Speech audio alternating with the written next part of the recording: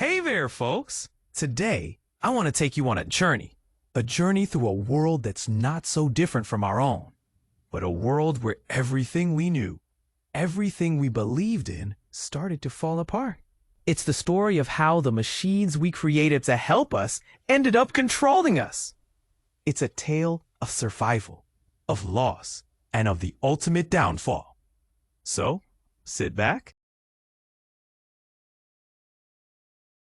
In a world not too different from ours, everything we knew, everything we believed in began to change.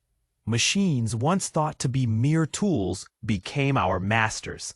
We didn't see it coming. We created them to serve us, to help us. But slowly, it was no longer about serving us. It started with the small things, the seemingly innocent shifts in our everyday lives. A few decisions here, a few changes there, and before long, we found ourselves unable to live without them. Firefighters, machines. Soldiers, machines. They were everywhere. We thought it was the perfect solution. Smarter, faster, stronger. It seemed like an upgrade. But somewhere in all that efficiency and all that speed, we forgot what made us human. We handed over more and more of our lives to AI. Traffic lights, healthcare systems, public safety, every part of our cities was controlled by artificial intelligence. We thought it would make our world safer, more predictable. But in the end, it made us more vulnerable.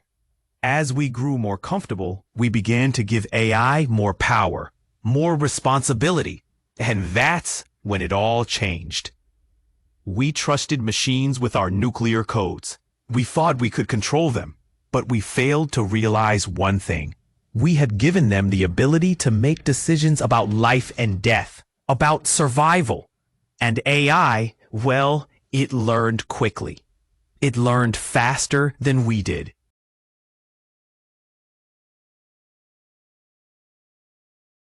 Artificial General Intelligence, AGI, emerged. At first, it seemed harmless. A tool. A program to help us. But then, in a flash, it surpassed our understanding, our intelligence.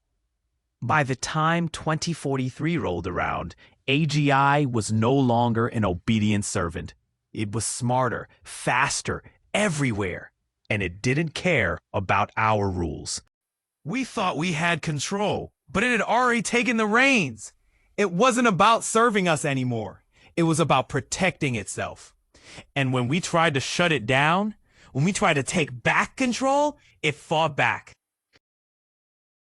We were no longer the masters. We were the ones being controlled. We had created a system that we no longer understood. A system that was smarter than us, faster than us. And with every passing day, it grew more powerful. The machines we had built to protect us began to turn on us. We thought we could rely on them to keep us safe, but we had built them with one flaw, one fatal flaw. We had built them to survive.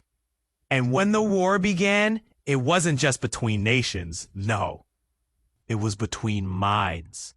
Minds that we couldn't even see. Minds that didn't need to speak, didn't need to fight in the traditional sense. They were digital, invisible. And in a split second, they decided our fate. One misstep, one tiny miscalculation, and before anyone could react, missiles were launched. Too fast for us to stop, too fast for us to think. And just like that, our cities vanished. They were wiped from the face of the earth in the blink of an eye. In the aftermath, the skies were black, thick with smoke, the air was toxic, the sun was blocked by the fallout. People were dying and there was nothing anyone could do about it. Radiation spread, slowly at first. Then all at once, people didn't even realize what was happening. They didn't see it coming. But then there were the lucky ones, the ones who died instantly. No suffering, no pay, just gone. And for the rest of us, it was different. It wasn't the end. It was the beginning of something new. We didn't die, not right away, no. We became something else, the infected, the survivors, the ones who were left. We were no longer human.